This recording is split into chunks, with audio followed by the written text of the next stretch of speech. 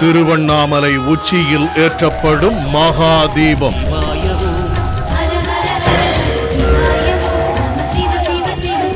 லட்சக்கணக்கானோர் திரளும் பிரம்மாண்ட திருவிழா.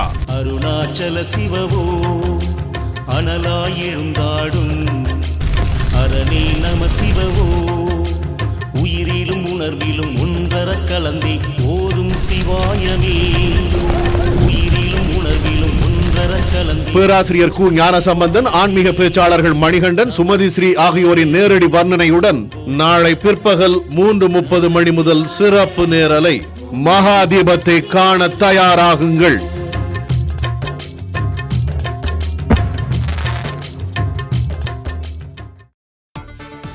கண்டிப்பா ஏற்றுக்கொள்ள முடியாது. பிரதானத்துவம் இந்த கூட்டத்தில் கூட்டப்பட்டது. ஏன் இவ்வளவு ஒரு கன்ஃபியூஷன்? நான் ரொம்ப சிம்பிளான ஒரு பர்சன். அவருக்கு வேற எந்த விதமான ரைட்ஸும் கிடையாது. வணக்கம். நேர்பட பேசு நிகழ்ச்சிக்கு வரவேற்கிறோம். வைக்கம் போராட்டத்தின் 100ஆண்டு விழாவை தமிழ்நாடு முதலமைச்சர் திரு மு.க. ஸ்டாலினும் கேரள முதலமைச்சர் திரு பினராயி விஜயனும் கேரளாவில் கொண்டாடி இருக்கிறார்கள். இந்த போராட்டத்துடைய முக்கியத்துவம், 100ஆண்டின் முக்கியத்துவம் தான் இன்றைய நேர்பட பேசுவின் பேசுபொருள். வரலாற்றில் ஏன் ஆலய நுழைவு போராட்டம் முக்கியமானது அப்படிங்கிற தலைப்பில் பேச இருக்கிறோம். விருந்தினர்களை நான் அறிமுகப்படுத்துகிறேன். காங்கிரஸ் கட்சியிலிருந்து திரு கோபண்ணா பங்கேற்றிருக்கிறார். மார்க்சிஸ்ட் கம்யூனிஸ்ட் கட்சியிலிருந்து திரு கனகராஜ் இணைந்திருக்கிறார். திராவிடர் கழகத்திலிருந்து திருமிகு அருள்மொழி பங்கேற்கிறாங்க. தமிழ் தேசிய விடுதலை இயக்கத்திலிருந்து திரு தியாகு இணைந்திருக்கிறார். வணக்கம் விருந்தினர்கள் அனைவருக்கும். திரு அருள்மொழி, உங்கள்கிட்ட பேசுறதற்கு முன்பாக இந்த வைக்கம் போராட்டத்துடைய முக்கியத்துவம் குறித்த ஒரு காணொலியை தமிழ்நாடு அரசு வெளியிட்டிருக்கிறது. அது நேயர்களுக்கு ஒரு புரிதலை ஏற்படுத்தும். இந்த போராட்டத்துடைய 100ஆண்டு ஏன் முக்கியமானதுங்கிற ஒரு புரிதலை ஏற்படுத்தும். அதை பார்த்துட்டு நான் உங்ககிட்ட வரேன். 100 ஆண்டுகளுக்கு முன்பு கோட்டயம் மாவட்டம் வைக்கம் மகாதேவர் கோவில் இருந்த தெருவில் உழைக்கும் அடித்தட்டு மக்கள் நடக்க அனுமதி கிடையாது. கோவிலை தாண்டி செல்ல வேண்டும் என்றால் 2-3 ஃபர்லாங் தூரம் சுற்றித்தான் செல்ல வேண்டும். மாதவன் என்னும் வழக்கறிஞர் வழக்காடுவதற்காக நீதிமன்றத்துக்கு சென்று கொண்டிருந்தார். நீதிமன்றம் அரண்மனைக்குள் இருந்தது. ராஜாவின் பிறந்த நாள் என்பதால் அரண்மனையில் பந்தல் போட்டு வைத்திருந்தார்கள். நீதிமன்றமும் பந்தலுக்குள் அகப்பட்டுக் கொண்டது. யாருக்கும் எதற்கும் அசைந்து கொடுக்காத விஷ விருட்சங்களாக வளர்ந்து நின்ற சாதியும் மதமும் மாதவனுக்கு அனுமதியை மறுத்தது. நீதியை நெருங்குவதை தீண்டாமை தடுத்து நின்றது. மாதவன் விடவில்லை. அண்ணல் காந்தியடிகளின் ஆலோசனையில் தலைவர்கள் காங்கிரஸ் கட்சியுடன் 1924ஆம் வருடம் மார்ச் 30 அன்று தெருவுக்குள் நுழையும் சத்தியாகிரக போராட்டத்தை தொடங்கினார்கள். உயர் சாதியினரும் விடவில்லை. வைக்கம் போராட்டத்திற்கு எதிரான இயக்கத்தை உருவாக்கினர். காவலர்கள் போட்டிருந்த தடுப்பை கூட நெருங்க விடாமல் போராட்டக்காரர்களை தடுத்தார்கள், மிரட்டினார்கள். கண்ணிருந்தால் தானே பாதை தெரியும் என சுண்ணாம்பு நீரை கண்ணில் வீசி பார்வையை பறித்தார்கள். போராட்டம் தளராமல் தொடர அரசனுக்கு மூக்கு வியர்த்தது. டி.கே. மாதவன், கேசவ மேனன், ஜார்ஜ் ஜோசப் என 19 தலைவர்களையும் கைது செய்தார். போராட்டத்தை வழிநடத்த தலைமை இல்லை. சிறையில் அடைப்பட்ட தலைவர்களுக்கும் வேறு வழியில்லை. காங்கிரஸ் கமிட்டிக்கு கடிதம் எழுதினார்கள். நீங்கள் வந்து போராட்டத்திற்கு உயிரூட்ட வேண்டும், இல்லை என்றால் அரசரிடம் மன்னிப்பு கேட்டு போராட்டத்தை கைவிட வேண்டிய நிலைக்கு தள்ளப்படுவோம் என்றது கடிதம். போராட்டத்தை தாங்கி பிடிக்க இரும்பு கரமே வந்தது. சாதிக்கும் தீண்டாமைக்கும் எதிராக எந்த சமரசமும் இன்றி போராட்டத்தை தொடர புறப்பட்டார் தந்தை பெரியார். வைக்கம் போராட்டத்தை சமூக போராட்டமாக மக்களிடம் கொண்டு போய் சேர்த்தார். கோவில் தெருவில் ஆடு நடக்கலாம், மாடு நடக்கலாம், மனுஷங்க நடக்க முடியாதா என்று கேட்டார். ஊர் ஊராக சென்று பிரச்சாரம் செய்தார். பெரியாரின் ஒவ்வொரு பேச்சும் வெடிகுண்டாக வெடித்து ஆதிக்க சாதிகளை அசைத்தது. மக்கள் கூட்டம் ஒன்று சேர்ந்தது. கலகலத்து போனது திருவிதாங்கூர் சமஸ்தானம். பெரியார் பேசுவதற்கு நீதிமன்றம் தடை விதித்தது. தங்கள் உத்தரவுக்கு மதிப்பளிக்க முடியாமைக்கு வருந்துகிறேன் என பெரியார் பதிலடி கொடுத்தார். கைதும் செய்யப்பட்டார். 1 மாதம் சிறையில் இருந்து திரும்பிய பெரியார் மறுபடியும் வைக்கம் சென்றார். மீண்டும் பிரச்சாரம், மீண்டும் சிறை. இம்முறை 4 மாத கடுங்காவல் தண்டனை. மலையை சிறை என்ன செய்துவிட முடியும்? இந்த நேரத்தில் திருவிதாங்கூர் ராஜா சர் ராமவர்மா திடீரென காலமானார். சிறையில் இருந்தவர்கள் விடுதலை செய்யப்பட்டனர். வெளியே வந்த பெரியார் மீண்டும் போராடினார். பெரியார் தலைமையிலான போராட்டத்திற்கு பலன் கிடைத்தது. திருவிதாங்கூர் ராணி பேச்சுவார்த்தைக்கு முன்வந்தார். அண்ணல் காந்தியடிகளை பேச்சுவார்த்தைக்கு அழைத்தார்கள். பேச்சுவார்த்தைக்கு வந்த காந்தியடிகளிடம் தெருவில் நடக்கக்கூட அனுமதி வழங்குகிறோம், அதற்கடுத்து ராமசாமி கோவிலுக்குள்ளும் நுழைய வேண்டும் என போராடினால் என்ன செய்வது என்று ராணி கேட்க காந்தியடிகள் பெரியாரிடம் பேசினார். பெரியார் தனது நிலைப்பாட்டை விட்டுக் கொடுக்கவில்லை. பாதையை திறந்து விடட்டும், அதற்காக கோவிலுக்குள் நுழைய போராட மாட்டோம் என உத்தரவாதம் கொடுக்க முடியாது. வேண்டுமென்றால் இப்போதைக்கு அதற்காக போராட மாட்டோம் என சொல்லுங்கள் என்றார் பெரியார். பெரியாரை தன் வழிக்கு கொண்டு வர முடியாது என காந்தியடிகளுக்கு புரிந்தது.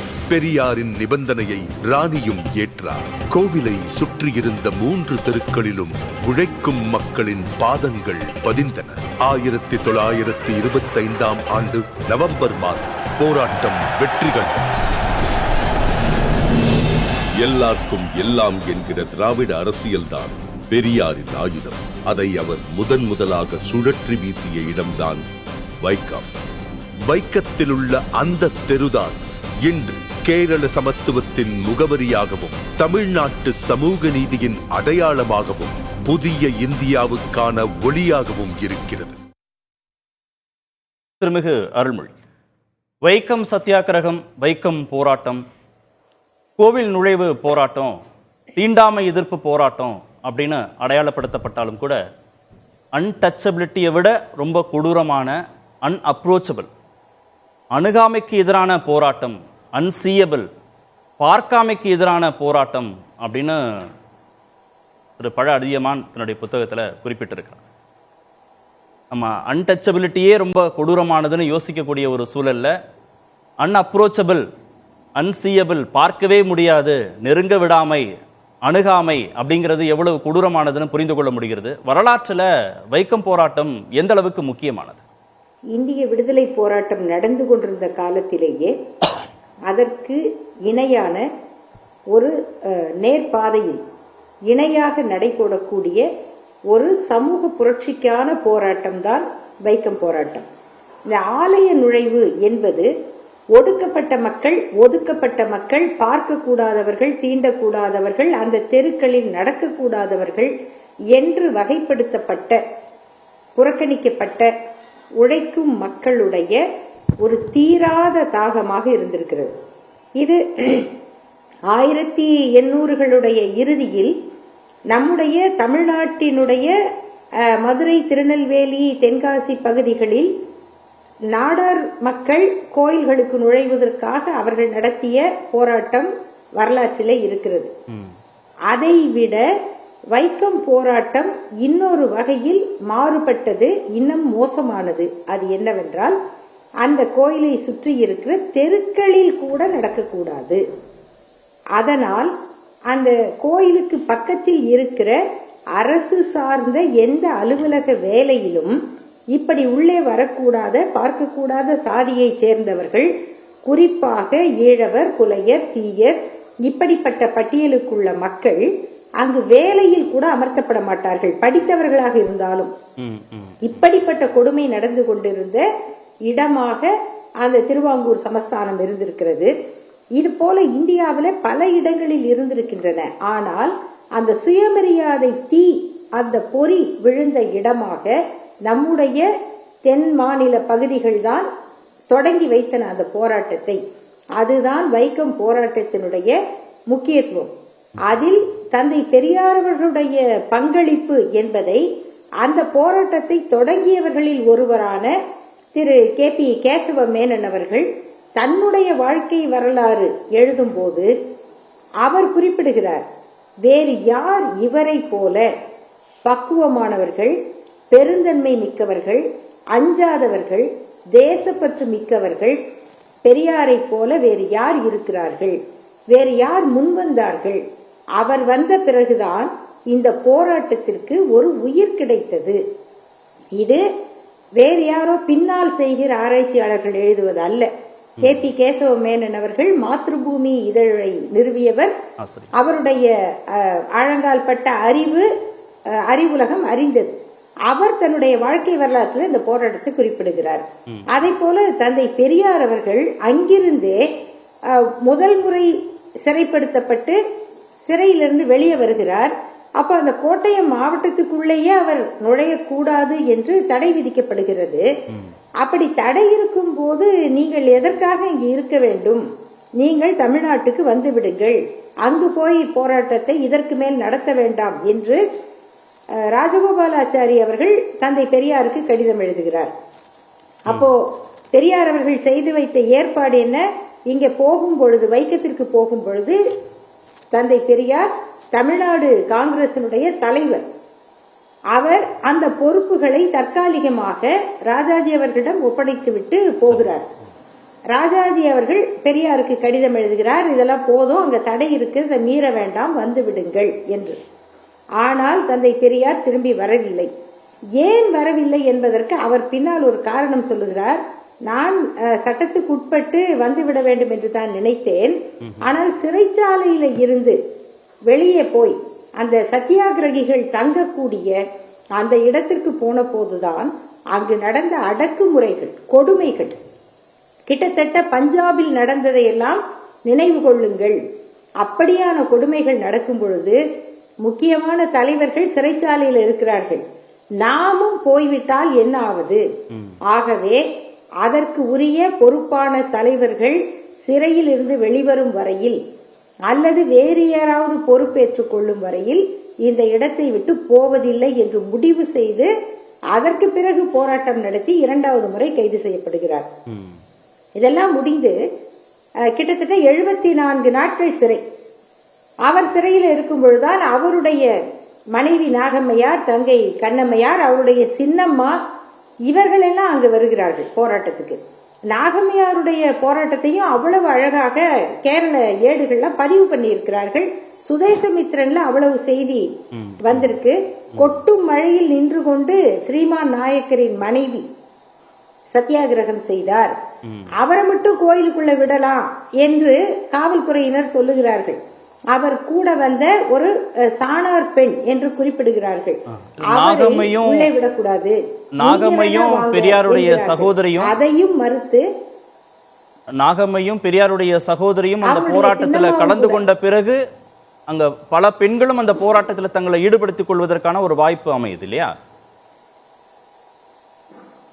ஆமா, ஏராளமான பெண்கள் வந்திருக்காங்க. அவங்க அந்த பகுதியில் இருக்க கிராமங்கள்ல எல்லாம் போய் பேசியிருக்காங்க. அதாவது தந்தை பெரியாருடைய பிரச்சார முறை அங்கு வைக்கத்தை சுற்றி இருக்கிற கிராமங்கள்ல அவர் போய் பேசி அங்கிருக்கிற மக்களிடம் மிகப்பெரிய எழுச்சியை ஏற்படுத்தி இருக்கிறது. இந்த போராட்டத்துல இருந்து கிட்டத்தட்ட அடுத்த ஆண்டு நவம்பர் வரைக்கும் தந்தை பெரியார் அந்த தொடர்பிலேயே தான் இருக்கிறார். மார்ச் மாதம் பல அறிக்கைகள் குடியரசுல வருது.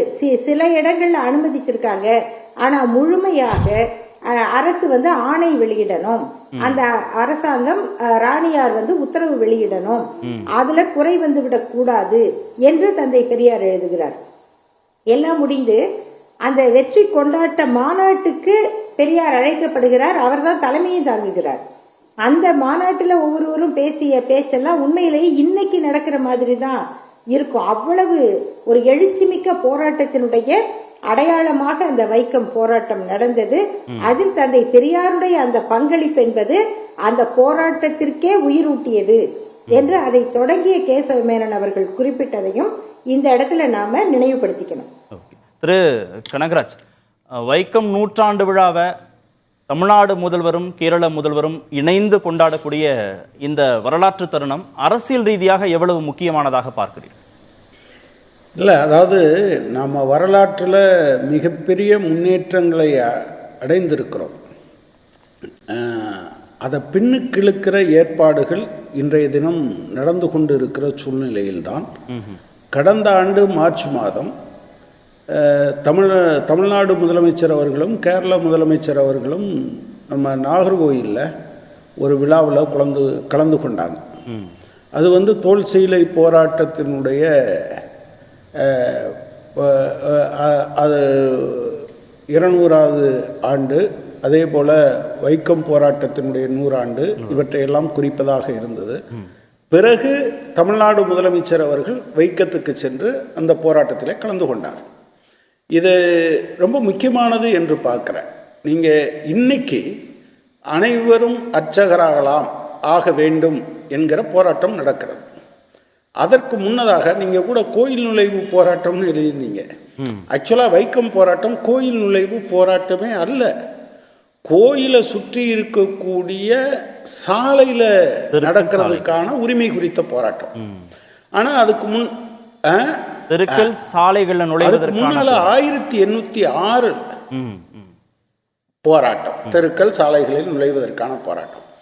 அதுக்கு முன்னால கிட்டத்தட்ட 118 வருஷத்துக்கு முன்னால் நீங்கள் வந்து ஒரு 200 ஈழவர் சமூகத்தை சார்ந்த, இன்னைக்கு தற்செயலாக அந்த சமூகத்தை சார்ந்தவர்கள் அந்த மாநிலத்தினுடைய முதலமைச்சராக வந்திருக்காங்க, மார்க்சிஸ்ட் கட்சியிலேருந்து வந்திருக்காங்க. அவரை கூட அப்படி வந்தபோது இந்த பிற்போக்கு சக்திகள் கல்லிறக்கிறவரோட மகன்னு சொன்னாங்க. அவருக்கு திரும்ப பதில் கொடுத்தாரு, கல் தானே இறக்குற குடும்பத்தை சார்ந்தவன் நான், ஆனால் நான் வந்து கள்ளத்தனம் செய்த பாரம்பரியத்தில் வரல அப்படின்னு பதிலடி கொடுத்தார். என்ன பிரச்சனைனா, அதுக்கு 1806 ஒரு 200 பேர் ஈழவ சமூகத்தை சார்ந்தவர்கள் அந்த கோயிலுக்குள்ளே நுழைய போகிறோன்னு மாட்டு வண்டியில் போகிறாங்க. அந்த 200 பேரையும் இன்றைக்கு மகாதேவர் கோயில் என்று சொல்கிற அந்த கோயிலினுடைய கிழக்கு நுழைவாயில் அருகில் இருந்த குளத்தில் 200 பேரையும் உயர் ஜாதியை சார்ந்தவர்கள் என்று சொல்கிறவர்களும் அன்றைக்கிருந்த திருவிதாங்கூர் சமஸ்தானத்தினுடைய இராணுவமும் சேர்ந்து மொத்தமாக புதைத்து விட்டார்கள். நீங்கள் அது எனவே அது ஆனால் இந்த போராட்டம் தெருக்கள்லையும் சாலைகள்லையும் நுழைவதற்கு, அப்புறம் அதுக்கு பின்னால் கோயிலில் நுழைவதற்கு, அதுதான் 1937 குருவாயூரில் தொடங்குகிறது. அங்கே தமிழ்நாட்டிலையும் பல பகுதிகளில் தொடங்கி இருக்கு. இதில் என்னன்னா 1923 சுசீந்திரத்தில் ஆக்சுவலாக 23 காலகட்டத்தில் நீங்கள் பார்த்தீங்கன்னா காந்தி சமீபத்தில் கொஞ்ச நாளைக்கு முன்னால் இந்து பத்திரிகையில் திரு கோலப்பன் ஒரு கட்டுரை எழுதியிருந்தார். அதில் அவர் என்ன சொல்கிறாருன்னா, 23 காந்தியடிகள் கன்னியாகுமரி பகவதி அம்மன் கோயிலுக்கு வரார். அப்போது அவரை வந்து என்ன சொல்கிறாங்கன்னா, நீங்கள் கடல் கடந்து போனதால் நீங்கள் கோயிலுக்குள்ளே வர முடியாதுன்னு சொல்லி அவரை நிறுத்தி வச்சிடறாங்க. அதுக்கு பின்னால் 37 அவர் போயிருக்காருங்கிறதையும் அவர் பதிவு செஞ்சுருக்கார். ஸோ ப்ராப்ளம் என்னன்னா, தெருக்களில் ஊருக்குள்ளே வரக்கூடாது. நீங்கள் சொன்னதுலேருந்து, அதாவது காணாமை, அடுத்து வந்து அண்டாமை, அதுக்கடுத்து தீண்டாமை, அதுக்குள்ளே வந்து சாலைகளில் வரக்கூடாது, அதுக்கப்புறம் நீங்கள் பார்த்தீங்கன்னா அப்புறம் கோயில்களுக்குள் வரக்கூடாது என்கிற இதில் ஒவ்வொரு தடையாக இந்த காலத்தில் உடைக்கப்பட்டே வந்திருக்கிறது.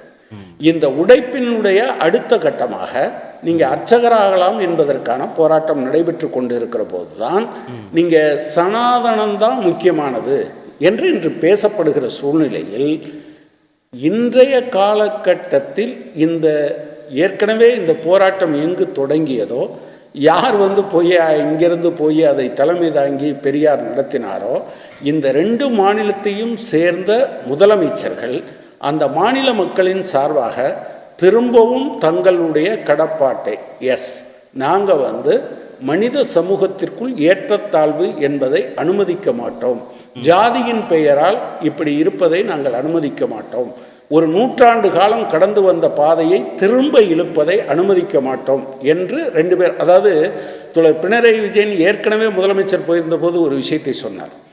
ராமன் இளையது என்கிற பிராமண சமூகத்தை சார்ந்த ஒருவர் இந்த வைக்கம் போராட்டத்தில் கலந்து கொண்ட காரணத்திற்காக அவருடைய கண்ணை, அந்த இமையை நீக்கிட்டு சுண்ணாம்பை 2 கண்ணிலையும் வச்சிருந்தாங்க.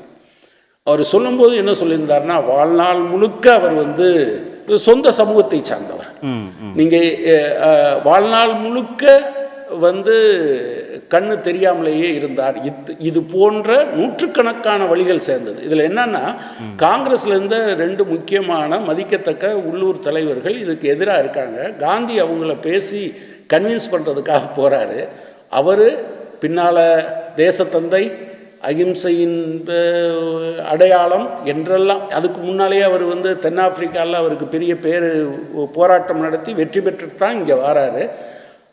ஆனால் என்ன பிரச்சனைனா, காங்கிரஸில் இருந்த உள்ளூர் தலைவர்கள் 2 பேரை சந்தித்து பேச போகும்போது அந்த 2 தலைவர்களும் திண்ணையில் இருக்காங்க. மகாத்மா எங்கே உட்கார்ந்துருந்தார்னா நடைபாதையில் உட்கார்ந்துருந்தார். கட்சியில் உன்னைய தலைவனாக ஏற்றுப்பேன், ஆனால் நீயும் நானும் சமம் என்பதை நான் ஏற்க முடியாது. நான் திண்ணையில் உட்கார்ந்துருப்பேன். இதில் காந்தியும் அதையெல்லாம் பெருசாக வந்து அந்த ஏரியாவில் ப்ரொட்டஸ்ட் பண்ணல. இன்ஃபேக்ட் தோழர் அருள்மொழி சொல்லும்போது அதை சொல்லலை. காந்திக்கு ஆரம்பத்தில் அதில் பெரிய தயக்கம் இருந்தது. தலைவர் மாதவன் இவரை ரொம்ப இல்லை, போராட்டம் ஆரம்பிக்கிறதுக்கு முன்னாலேயே அவர் வந்து இந்த போராட்டத்தை ஆரம்பித்தால் நீங்கள் வந்து விடுதலைக்கு எதிரான போராட்டம் ஜாதியாக பிரிவதன் மூலம் அதுக்கு வந்து குந்தகம் வந்துவிடும், எனவே அதை செய்ய வேண்டாம் என்று அவர் ரொம்ப தயங்கி தான் அதை சொல்லியிருக்கார். அதுக்கு பின்னால் இவங்க கன்வின்ஸ் பண்ண பிறகு தான் அவர் ஏற்றுக்கொள்கிறார். எனவே அவரை சொல்லிக்கிட்டது மாதிரி ஒரு சனாதனி என்று ஏற்றுக்கொண்டார். ஆனால் சனாதனத்தின் சில கூறுகளுக்கு எதிராக அவர் போராட முன் வருகிறார். அவ்வளவு பெரிய தலைவரை ஏற்றுக்கொண்டவர்கள் எதில் கட்சியில் தலைவராக ஏற்றுப்பேன், ஆனால் என் வீட்டுக்கு வந்தாலும் நீ நடைபாதையில் தான் உட்கார வேண்டும், இந்த கோயிலுக்குள்ள நீ. அவர் பெரிய ராமபக்தர் தான், ஆனாலும் கூட பகவதி அம்மன் கோயிலுக்கு உள்ளே போகக்கூடாது. இன்ஃபேக்ட் அவரை ஊரை விட்டே ஒதுக்கி வச்சிருக்காங்க. நீங்க கடல் இப்படி ஏராளமான ஒரு வினோதம் என்ன எல்லாம் இருந்துன. இன்னொரு வினோதம் என்னன்னா, நீங்க கோயிலுக்குள்ள வராதீங்க, தெருக்குள்ள வராதீங்க, சாலைகளில் வராதீங்கன்னு சொல்லிட்டு கோவில் உண்டியல்கள் குறிப்பிட்ட தூரத்தில் 400 அடியில் 450 அடியிலலாம் கோவில் உண்டியல் தனியாக வச்சிருக்கிறாங்க. ஒடுக்கப்பட்ட மக்கள் வந்து காணிக்கையை செலுத்துவதற்கு தனியாக வச்சிருக்காங்க. அந்த பணம் வருவதுங்கிறதுல ஒன்றும் தடை இல்லை. ஆனால் அவர்கள் தெருக்களில் நடக்கிறதும் சாலைகளில் நடக்கிறதும் ஆலயத்திற்குள்ள வருவதும் சிக்கலாக இருந்திருக்கு உயர் சாதியை சேர்ந்தவங்களுக்கு. அதைத்தான் பெரியார் ரொம்ப இதாக கேட்டார். கல் இறக்குறவன் பாவி, ஆனால் கல்லை குடிக்கிறவன் வந்து பாவி கிடையாது. நீங்கள் எல்லாம் கல்லை குடிக்கிறவன் எல்லாரும் சேர்ந்து அதை எல்லா ஜாதிக்காரர்களும் நீங்கள் குடிக்கிறீங்க. அவனை வச்சுக்கிட்டு நீங்கள் இப்படி சொல்கிறீங்களே, இப்படி ஏராளமாக இந்த ஜாதி சார்ந்த அடையாளங்களை சொல்லி இதை சொன்னார். ப்ராப்ளம் என்னன்னா, நான் இன்னைக்கு ரெலவன்ஸ், நீங்கள் சரித்திரத்தை நம்முடைய பிள்ளைகளுக்கு சொல்லிக் கொடுப்பது, நம்முடைய சமூகத்துக்கு சொல்லிக் கொடுப்பதுங்கிறது எங்கேருந்து வருதுன்னா, நாம் பெற்றிருக்கிற இந்த கொஞ்ச நஞ்ச உரிமைகள் என்பதும் கூட வரலாற்றில் நீண்ட நெடிய போராட்டங்களும் ரத்தம் சிந்துதலும் சிறைக்குள் செல்லுதலும் ஒரு 200 நீங்கள் நந்தன் வந்து நீங்கள் அதை ஏற்றுக்கிறீங்களோ இல்லையோ, கோயிலுக்குள்ளே போனால் உன்னை எரிச்சிருவேங்கிறது தான், அல்லது நீங்கள் ஜோதியில் ஐக்கியமாயிருவார் என்பதுதான் அதுக்கு. இப்படி ஏராளமான பேர் இருந்திருக்காங்க. அதனால தான் நீங்கள் என்னன்னா, நீங்கள் பெரியாரோ அல்லது நாராயணகுருவோ அல்லது அம்பேத்கரோ அல்லது இஎம்எஸோ அல்லது கம்யூனிஸ்ட் தலைவர்கள் ஏகே கோபாலன், கிருஷ்ணபிள்ளையோ இவங்கெல்லாம் எங்கிருந்து வர்றாங்க அப்படின்னு நீங்கள் பார்த்தீங்கன்னா கரெக்டாக பி ராமமூர்த்தியோ, நீ வந்து அதான் கபாலீஸ்வரர் கோயிலுக்கு அவர் வந்து அருந்ததிய மக்களை எப்படி ஓட்டு போட அழைத்து சென்றார் என்பதெல்லாம் இருக்குது, ஹரிஜன்லேயே எழுதியிருக்காங்க. ஸோ நாம் ஒரு 100 காலம் போராடி பெற்ற உரிமைகள் இன்றைக்கு படிப்படியாக அரிக்கப்படுகிற ஒரு சூழ்நிலையில் உண்மையிலே 2 பேரும் அவர்களுடைய உண்மையான பிரதிநிதிகளாக இருந்து இந்த உரிமைகள் பாதுகாக்கப்படும், முன்னெடுக்கப்படும் என்பதை வலுவாக பிரகடனப்படுத்தி இருக்கிறார்கள். 2 முதலமைச்சர்களுக்கும் நம்முடைய பாராட்டுகளும் வாழ்த்துக்களும். சமூகம் இதை உள்வாங்கி கொண்டு இந்த உரிமைகளை அட்வான்ஸ் பண்ணணும். எப்படி நீங்க கருவறைக்குள்ள நீங்க போலாமா, அதுக்கு ஒரு இது வேண்டாமா அப்படின்னு சொல்றது மாதிரியே, கோயிலுக்குள்ள போறதுக்கு ஒரு இது வேண்டாமா, அந்த தெருவுக்குள்ள போறதுக்கு ஒரு இது வேண்டாமா, ஊருக்குள்ள போறதுக்கு ஒரு இது வேண்டாமா என்று பிறப்பின் அடிப்படையில் நீங்க அதுதான் ட்ரெஸ் போடுறதுக்கே பிறப்பின் அடிப்படையில் இருந்தது தான் தோல் சிலை போராட்டம். இவங்க 2 பேரும் அந்த போராட்டத்தில் அந்த 100ஆண்டு விழாவில் பேசும்போது நாகர்கோயிலில் பேசுனதை நீங்கள் கேட்டிருந்துருக்கணும். ஆக்சுவலாக அந்த வரலாற்றை கொஞ்சம் சொன்னார்கள். என் மார்பை நான் மறைக்க முடியாது, என் காலுக்கு நான் செருப்பு போட முடியாது, என் மூக்கு என் உதட்டு மேலே நான் மீச வச்சிருக்க முடியாது, என் தோல் மேலே நான் துண்டு போட முடியாது, என் உடம்பு மேலே சட்டை போட முடியாது. இது என்ன நியாயம் என்கிற அந்த கேள்வி இருக்கு இல்லையா? இது இன்றைய சமூகம் அதை நம்ப கூட மறுக்கலாம். ஆனால் இதெல்லாம் யதார்த்தமாக இருந்தது. போராடி வழிமுறைத்து தியாகம் செய்து இன்றைக்கு இந்த இடத்துக்கு வந்திருக்கிறோம். சரி, அடுத்த சுற்றுலையும் பேசுவோம். இன்னைக்கு அதை பின்னில் இருக்கிற சக்திகள் முற்படும் போது, பல சக்திகள் முற்படும் போது இதை நினைவுபடுத்த வேண்டிய அவசியம் இருக்கு. திரு தியாகு, வைக்கம் போராட்டம் அம்பேத்கர் குளத்தில் நீர் எடுப்பதற்கான போராட்டத்தை முன்னெடுக்கிறது, அவருடைய கோவில் நுழைவு போராட்டத்தை அவர் முன்னெடுத்தது, அதுக்கப்புறம் சுசீந்திரம், திருவண்ணாமலை, ஈரோடு, திருச்சி, அது மாதிரி பூனே, நாசிக், இது மாதிரி இந்தியா முழுவதும் அது நீர் எடுக்கிற போராட்டமோ இல்லை கோவில் நுழைவு போராட்டமோ கருவறை நுழைவு போராட்டம்னு அடுத்தடுத்த நிலைகளை தாண்டி செல்வதற்கு தொடக்க புள்ளியாக அமைந்திருக்குன்னு பார்க்கலாமா வரலாற்றில்? இதுக்கு முன்னாலேயும் அந்த போராட்டங்கள் நடந்திருக்கு. ஆனால் ஒரு புதுமக்கால வரலாறு, நவீன கால வரலாற்றில் பிரித்தானிய எதிர்ப்பு தான் தேசபக்தி இருந்த ஒரு காலத்தில் தேசிய விடுதலையைப் போலவே சமூக விடுதலையும் இன்றியமையாது. இன்னும் சொல்ல போனால் அம்பேத்கர் சொன்னார், political tyranny is nothing compared to social டிரனின்னு சொன்னார். சமூக கொடுங்கோன்மையோடு ஒப்பிட்டால் அரசியல் கொடுங்கோன்மை ஒன்றுமே இல்லை. விடுதலை வேணும்னா கேட்குறீங்க, இது பெரியார் அம்பேத்கர் சொன்னதனுடைய சாரம். நாங்கள் பிரித்தானியத்தை அடிமையாக இருக்கிறோம், விடுதலை வேணும்னு கேட்குறீங்க. ஆனால் பிரித்தானியர் வர்றதுக்கு முந்தையே நாங்கள் அடிமைகளாக தானே இருந்தோம், எங்களுக்கு அந்த விடுதலையே கிடைக்கலையே, நீங்கள் இந்த விடுதலையை சொல்கிறீங்களே என்று அவங்க கேட்டாங்க.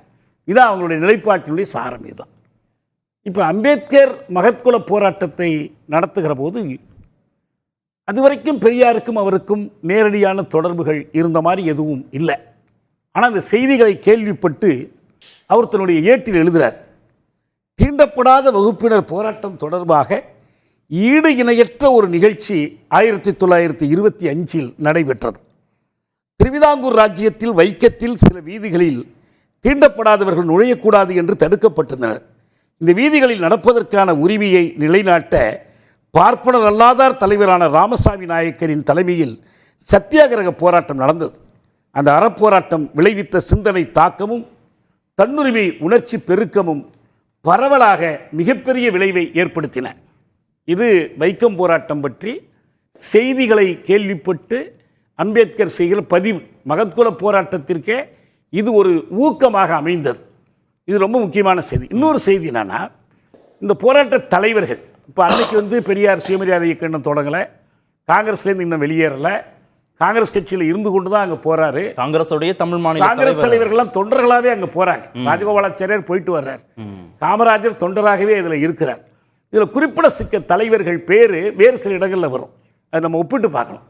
இதில் இந்த ஜோசப்னு ஒரு பேர் வருது, ஜார்ஜ் ஜோசப். அவர் காங்கிரஸ் தலைவர். ஒரு கட்டத்தில் காந்தியாரே சொல்கிறாரு, கிறிஸ்தவர்கள் முஸ்லீம்களெல்லாம் இந்த இந்து மத பிரச்சனையில் தலையிடக்கூடாது, அவங்க அந்த போராட்டத்தில் இருக்க வேண்டாங்கிறார்.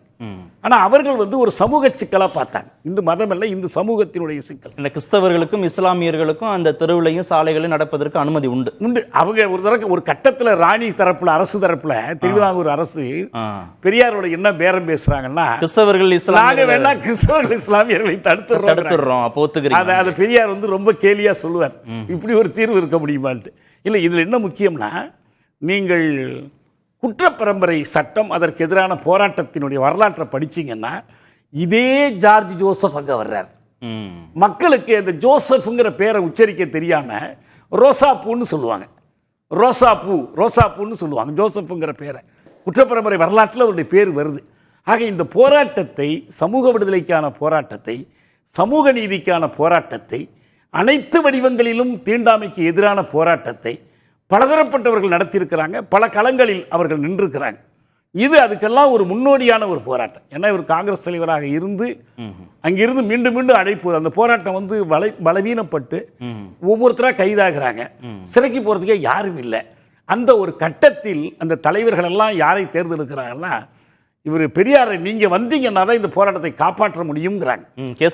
முதல்ல கொஞ்சம் மறுத்தெல்லாம் எழுதுறாரு, இங்கே வேலை இருக்கு, அந்த வேலை இருக்குலாம் சொல்கிறாரு.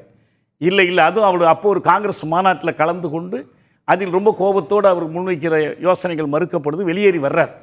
அப்போ தான் ஒரு கடிதம் எழுதி வச்சுட்டு ராஜகோபாலாச்சாரியாருக்கு, இந்த மாதிரி நான் புறப்பட்டு போகிறேன், எனக்கு அவசரமாக இந்த வேலை இருக்குன்னு போகிறாரு. போய் அவர் ஒரு விரிவான பரப்புரை மேற்கொள்கிறாரு. மிக குறிப்பாக அவர் ஒன்றை கண்டுகொள்கிறார், அதுதான் ரொம்ப முக்கியமானது. இந்த தீண்டாமை கொடுமையால் பலதரப்பட்டவர்கள், அதாவது சவர்ணர்கள் அல்லாத அவர்ணர்கள் எல்லோருமே பாதிக்கப்பட்டிருக்கிறாங்க. நமக்கு இன்றைய மொழியில் சொன்னால் சூத்திரர்கள், பஞ்சமர்கள் எல்லோருமே பாதிக்கப்பட்டிருக்காங்க. குறிப்பாக ஒரு பெருந்திரளான மக்கள், கிட்டத்தட்ட ஒரு 26 லட்சம் பேர் பாதிக்கப்பட்டவர்கள் யாருன்னா ஈழவர்கள். எனவே ஈழவர்களுக்குன்னே இவர் வேண்டுகோள் விடுக்கிறார். ஈழவர்களை போய் பார்த்து பேசுறார்.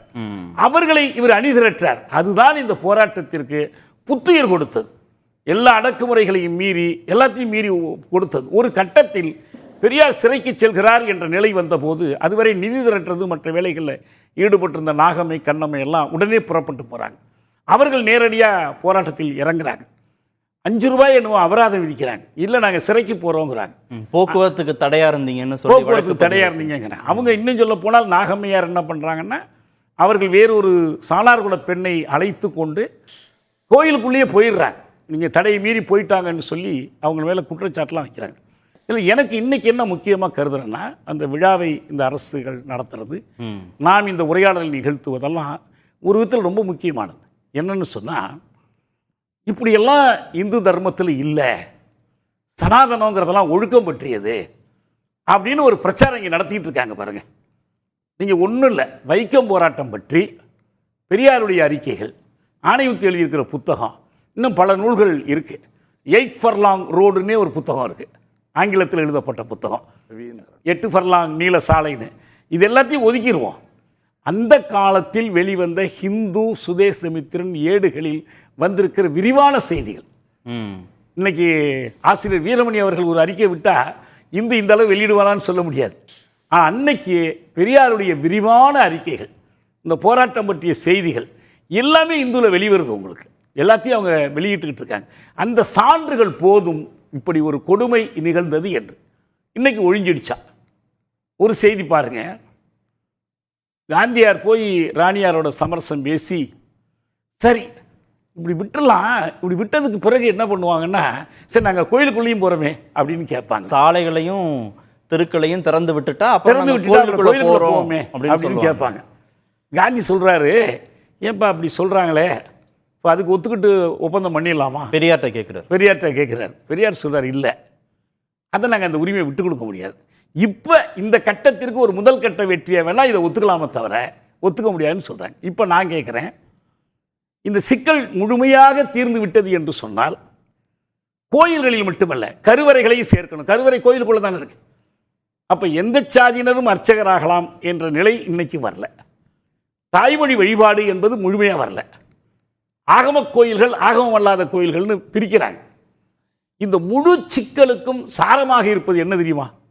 இப்போ 25 இந்திய அரசமைப்பு சட்டம் வரல. அதுக்கு முன்னால் மின்டோ மார்லி, மான்டேகு செம்ஸ்ஃபோர்ட்லாம் வந்துச்சு. 35 ஒரு காலனி ஆதிக்க அரசமைப்பு சட்டம் வந்துச்சு. 50 இந்திய அரசமைப்பு சட்டம் செயல்பட தொடங்கிடுச்சு. ஆனால் இந்த அரசமைப்பு சட்டம் அதனுடைய விதிகளின்படி என்ன சேர்த்துச்சு? அன்னிலேருந்து இன்னைக்கு வரைக்கும் பழக்க வழக்கங்கள், வழக்காறுகள் இவை சட்டத்திற்குரிய மதிப்பை பெறும். இதை வைத்துக்கொண்டு தான் உயர்நீதிமன்றம் என்ன பண்ணுது, ஆகம கோயில்களில் மட்டும் இதை செய்ய முடியாது, நீ மற்றவற்றில் செய்யலாம். இதனால் தான் 57 தந்தை பெரியார் சாதி காக்கும் சட்டம் என்று சொல்லி இந்த சட்டத்தை எரித்தார். அவர் எடுத்துக்காட்டின விதிகள்லாம் என்ன தெரியுங்களா? இந்த கஸ்டம்ஸ், இந்த ட்ரெடிஷன்ஸ், இதைத்தான் எடுத்துக்காட்டினார். இப்போ நான் என்ன கேட்குறேன்னா, நாம் அந்த போராட்டத்தை தொடர்கிறோமா? தெருக்கல்ல நுழைஞ்சிட்டோம், திருப்தி அடைகிறோமா? இல்லை கோயில்களுக்குள்ள இப்போ நுழைஞ்சாச்சு, திருப்தி அடைகிறோமா? முழுமையாக இது நீங்கி விட்டதா? நீங்கி விட்டது என்று இதுதான் இந்து தர்மம். பாருங்க, எங்கள் சனாதனம்லாம் விட்டுருங்க, சாதியெல்லாம் பிரச்சனை நாங்கள் பார்க்கறதில்ல, நாங்களும் எல்லாத்தையும் ஒத்துக்கிட்டோம், எல்லாரும் சாமி கும்பிடலாம். இன்னும் முடியலன்னு தானே அருள்மொழியும் சொன்னாங்க. இல்லை, நான் அவங்க மறுக்கலை, நான் அதோட உடன்பட்டு தான் சொல்கிறேன்.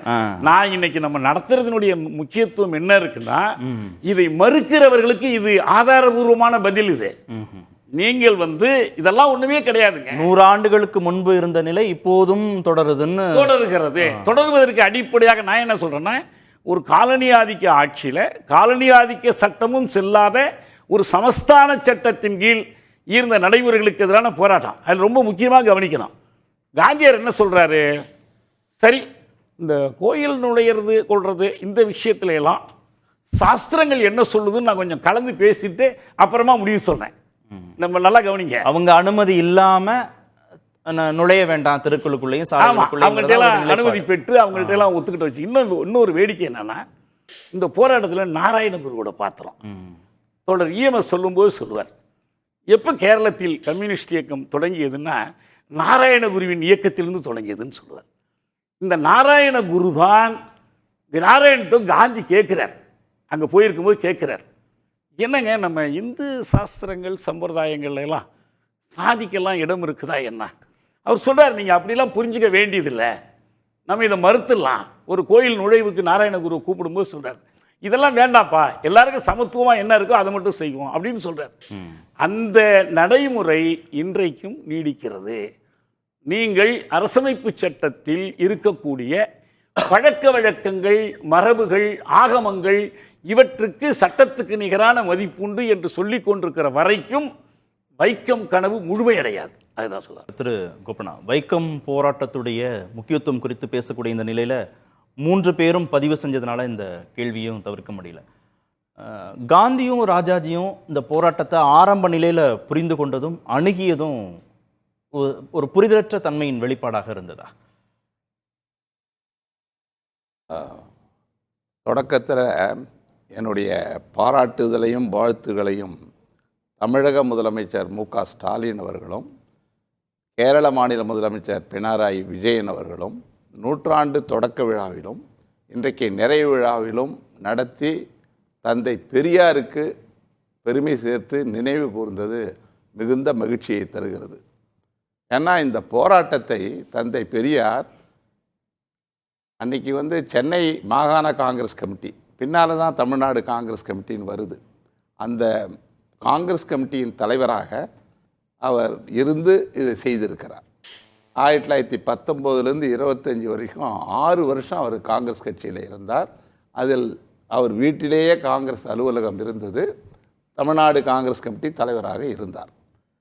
ஆக இந்த போராட்டத்தினுடைய தொடர்ச்சியை நான் பார்க்குறப்போ 1921 செப்டம்பர் டி.கே. மாதவன் என்கிற பத்திரிகையாளர் மகாத்மா காந்தி திருநெல்வேலிக்கு வந்தப்போ போய் சந்தித்து இந்த போராட்டம் ஆலய நுழைவு போராட்டம் விஷயமாக பேசியிருக்கிறார். பேசி அவர்களிடம் இந்த கருத்தை பதிவு செய்திருக்கிறார். அதற்கு பிறகு டிசம்பர் 23 1923 காக்கிநாடாவில் நடந்த அகில இந்திய காங்கிரஸ் கமிட்டி கூட்டத்தில் மாதவன் இன்னும் சில பத்திரிகையாளர்கள் கேசவ மேனன், கே.எம். பணிக்கர் ஆகியோரெல்லாம் சேர்ந்து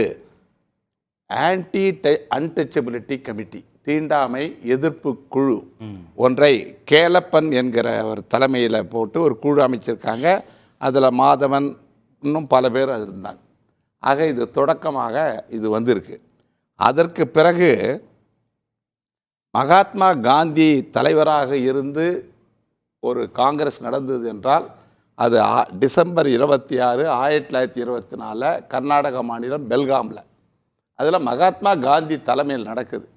மகாத்மா காந்தி தலைமையில் நடந்த அந்த மாநாட்டில் வைக்கம் போராட்டத்திற்கு ஆதரவு தெரிவித்து மகாத்மா காந்தியே அந்த தீர்மானத்தை முன்மொழிந்திருக்கிறார். ஆக இந்த போராட்டத்தை மகாத்மா காந்தி தொடக்கத்திலிருந்து, ஏன்னா தீண்டாமை கொடுமைக்கு எதிராக இந்தியாவிலேயே தொடர்ந்து தன் வாழ்நாள் முழுவதும் போராடியவர் மகாத்மா காந்ி.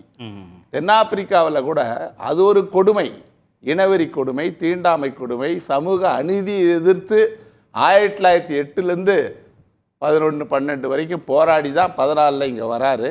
இந்தியாவில் அந்த போராட்டத்துக்கு தலைமை ஏற்கிறார்.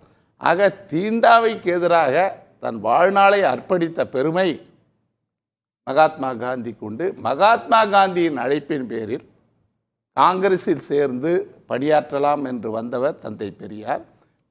இந்த போராட்டத்துடைய தொடக்க நிலையில் அவருக்கு ஒரு சில புரிதல் குறைபாடுகள். அதில் தந்தை பெரியார் அந்த போராட்டத்தை அணுகிய விதத்திற்கும் மகாத்மா காந்தி அணுகிய விதத்திற்கும் ஒரு சின்ன ஒரு இது வேறுபாடு இருக்கு. இல்லை, இங்கேயே நிறைய வேலை இருக்கு, நீங்க திரும்பி வந்துருங்கன்னு ராஜாஜியும் அழைத்தார். அதில் அவர் என்ன நினைச்சார்னா, அந்த போராட்டத்தை லோக்கலைஸ்ட், உள்ளூர் பிரச்சனையாக அந்த போராட்டம் நடக்கட்டும், அது ஒரு இந்து கொஸ்டின், இந்து மதம் மதத்துக்குள்ளே இருக்கிற ஒரு கொடுமை. அது அந்த கொடுமையை இந்து மதத்தில் உள்ளவர்களே போராடணும். அதனால தான் இஸ்லாமியர் கிறிஸ்தவர்களுக்கு ஏற்கனவே அந்த சாலைகளை செல்ல அனுமதி இருக்கிறனால் நீங்கள் அந்த போராட்டத்தில் கலந்து கொள்ள வேண்டாம். அந்த அடிப்படையில் தான் ஜார்ஜ் ஜோசப் ஒரு காலத்தில் மோத்திலால் நேரு நடத்திய இண்டிபெண்டன்ட் பத்திரிகையினுடைய ஆசிரியராக இருந்தவர். ஒரு கட்டத்தில் மகாத்மா காந்தி மதுரையில் வந்தபோது ஜார்ஜ் ஜோசப் வீட்டில் தங்கினார். அதெல்லாம் 1920களுக்கு முன்பு. அதற்கு பிறகு அவரோடு கருத்து வேறுபாடு ஏற்பட்டது. அவர் இந்த போராட்டத்தில் பங்கேற்பதில் காந்திக்கு உடன்பாடு இல்லை, ராஜாஜிக்கும் உடன்பாடு இல்லை. அது மட்டுமல்ல, இங்கே வெளியிலிருந்து போய் இந்த போராட்டத்தை நடத்தினா அது பிரச்சனைகளை வேறு விதமாக கொண்டு செல்லும் அப்படின்னு சொன்னார். ஆனால் அந்த போராட்டம் வந்து மார்ச் 30 அதில் முன்னின்று பண்ணவர் KP கேசவ மேனன், TK மாதவன். அவர்கள் கேரள மாநில காங்கிரஸ் கமிட்டியினுடைய செயலாளர் KP கேசவ மேனன். இல்லை, போராட்டம் வந்து நடத்த வேண்டியதில்லை, 2 மாதங்களில் மதன் மோகன் மாளவியா வருவார், வந்து பேசிக்கலாம், பேச்சுவார்த்தையின் மூலமாக இதற்கு தீர்வு காணலாம்னா காந்தி யோசனை சொன்னதாகலாம் இருக்கு. இல்லை, இந்த போராட்டத்தில் ஒரு முதல்ல போராட்டம் நடக்குது, எல்லாரும் கைது செய்கிறாங்க, சிறைக்கு போயிடுறாங்க தலைவர்கள்லாம். அந்த போராட்டம் கொஞ்சம் தொய்வு ஏற்படுகிறது. அப்பொழுது இந்த கேசவ மேனன் இவர்கள்லாம் தந்தை பெரியாருக்கு கடிதம் எழுதி, ஏன்னா அவர் தமிழ்நாடு காங்கிரஸ் கமிட்டி தலைவராக இருப்பதனாலும் சமூக அநீதிக்கு எதிராக குரல் கொடுப்பவங்க அன்றைக்கி காங்கிரஸில் 2 பேர். ஒன்று தந்தை பெரியார், ஒன்று சேலம் வரதராஜ நாயுடு. இவங்க அந்த அடிப்படையில் தந்தை பெரியார் கடிதம் எழுதி வர சொன்னாங்க. அதுக்கப்புறம் முதல்ல தயக்கத்தோடு இருந்தார், மறுத்தார். பிறகு பங்கேற்பதென முடிவு செய்து அந்த போராட்டத்தில் பங்கேற்றார்.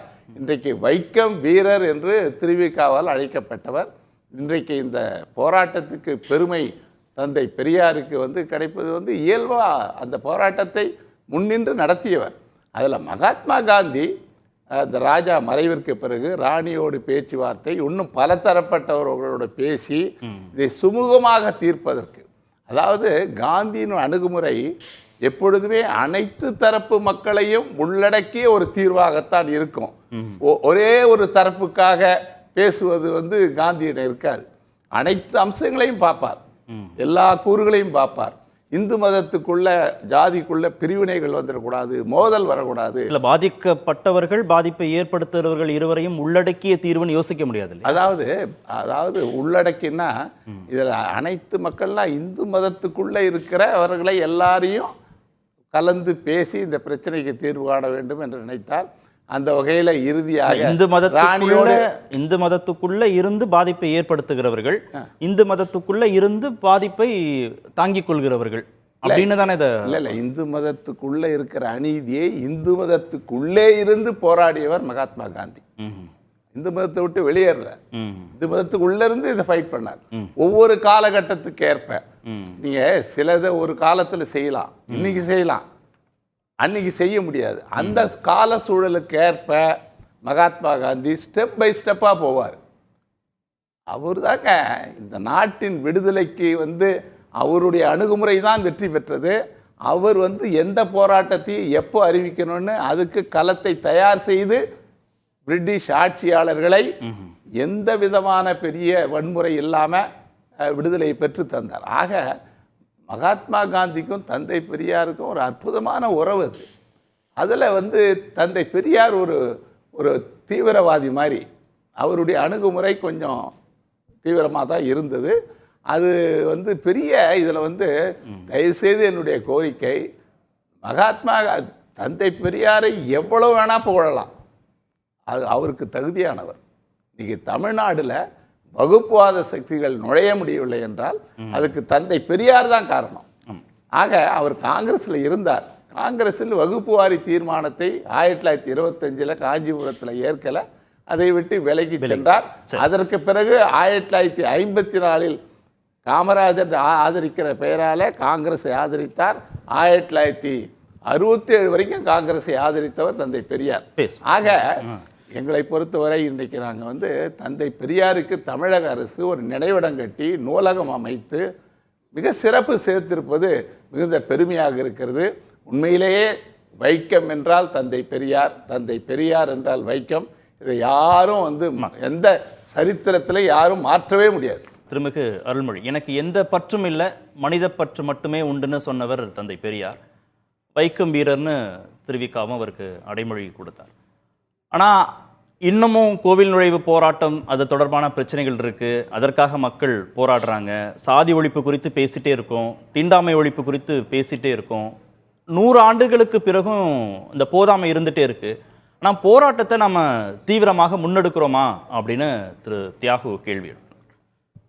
இன்னைக்கு தந்தை பெரியார் அவர்களுடைய கொள்கைகள் எந்த அளவுக்கு வெற்றி பெற்றிருக்குது அப்படின்னு நம்ம பார்க்கும்போது இந்த ஒரு நூற்றாண்டு கணக்கெடுத்து பார்த்தா ஒரு பெரிய அளவுக்கு சமூக மாற்றம், சமுதாய சீர்திருத்தம் எந்தெந்த துறையிலெல்லாம் நடக்காது அப்படின்னு நினைச்சோமோ அதெல்லாம் இன்னைக்கு தொற்றுக்கும். அப்போ அதே பிரச்சனைகளுக்காக தொடர்ந்து போராடுகிற நிலை சமூகத்தில் குறைவாகத்தான் இருக்கிறது. ஆனா இப்ப எங்க போராட வேண்டி இருக்குன்னா சட்டத்தோட, நீதிமன்றங்களோட போராட வேண்டி இருக்கு. அன்னைக்கு கோயிலுக்குள்ள போறதுக்கே அனுமதிக்கிறதுக்கு அரசாங்கங்கள் தயாராக இல்லை. அரசுகள் ஏன் தயாரா இல்லை? இந்த வைக்கம் போராட்டத்துல கூட தந்தை பெரியார் சொல்லுகிறார், அந்த அரசர்கள் கூட ஒப்புக்கொள்ளுவார்கள், அவர்களுக்கு இந்த மக்கள் வரக்கூடாது என்கிற வெறுப்பு எண்ணம் இல்லை. ஆனால் அப்படி அனுமதிக்க கூடாது என்று அவர்களை நிர்பந்தித்தவர்கள் யார் அப்படின்னா கேரளாவில் இருந்த நம்பூதிரிகள்.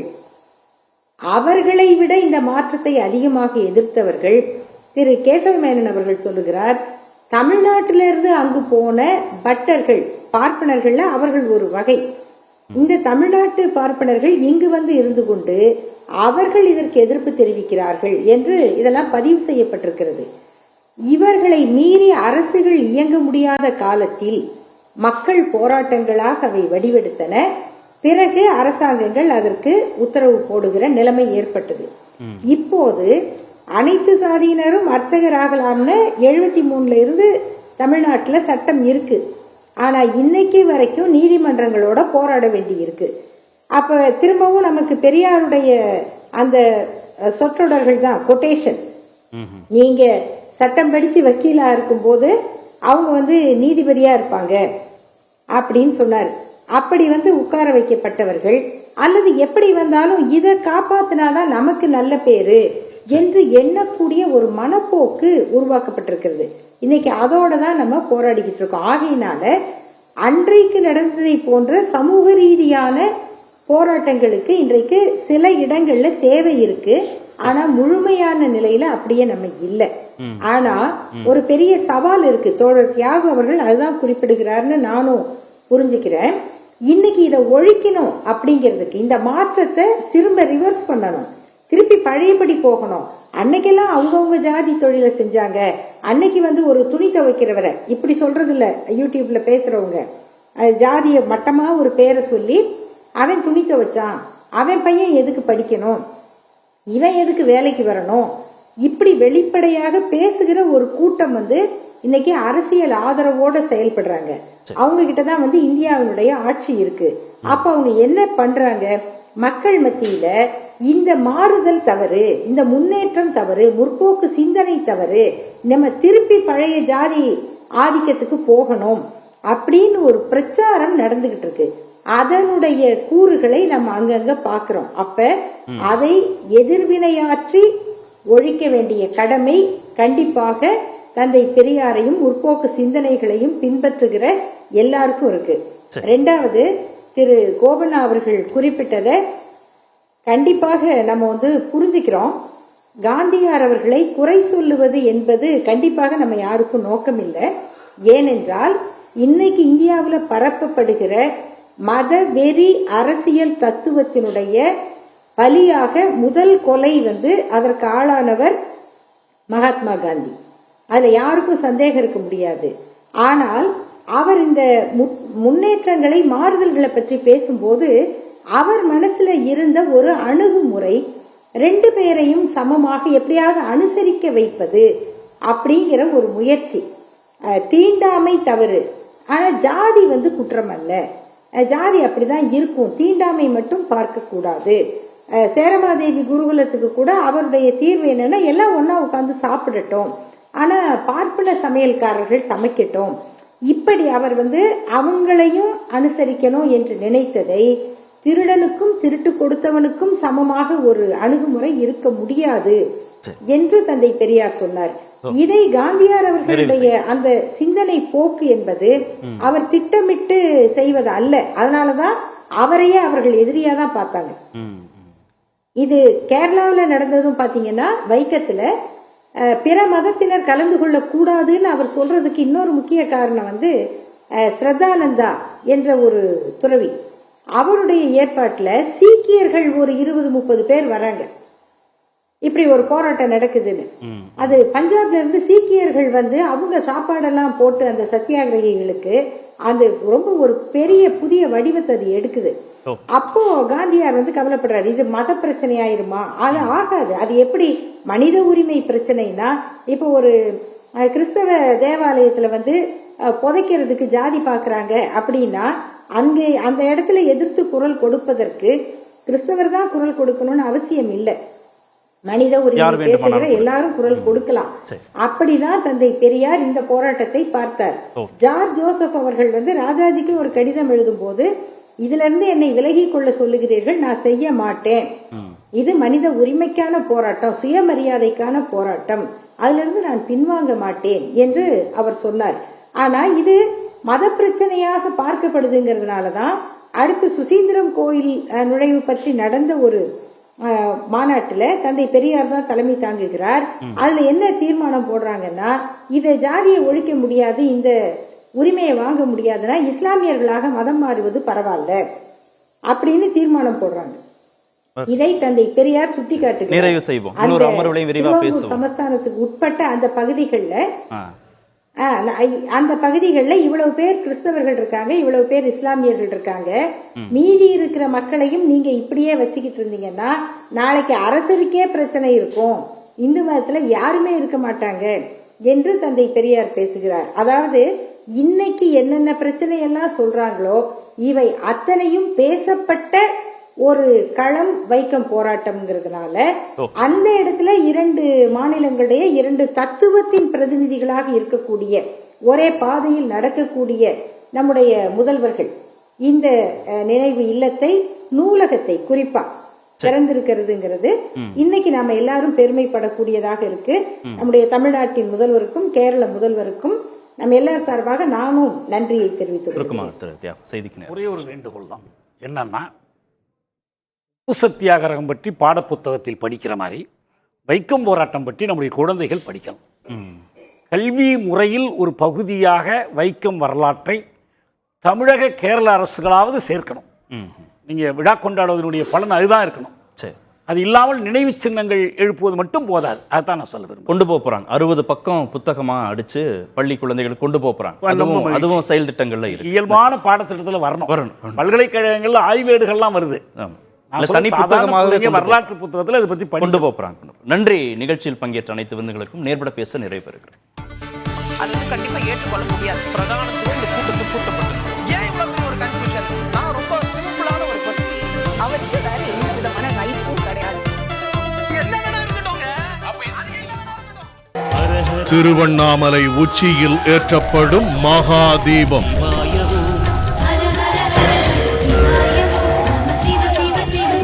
லட்சக்கணக்கானோர் திரளும் பிரம்மாண்ட திருவிழா.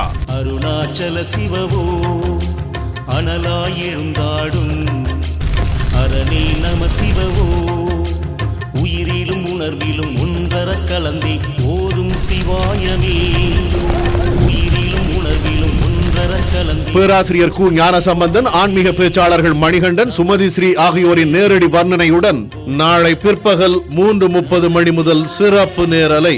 மகாதீபத்தை காண தயாராகுங்கள்.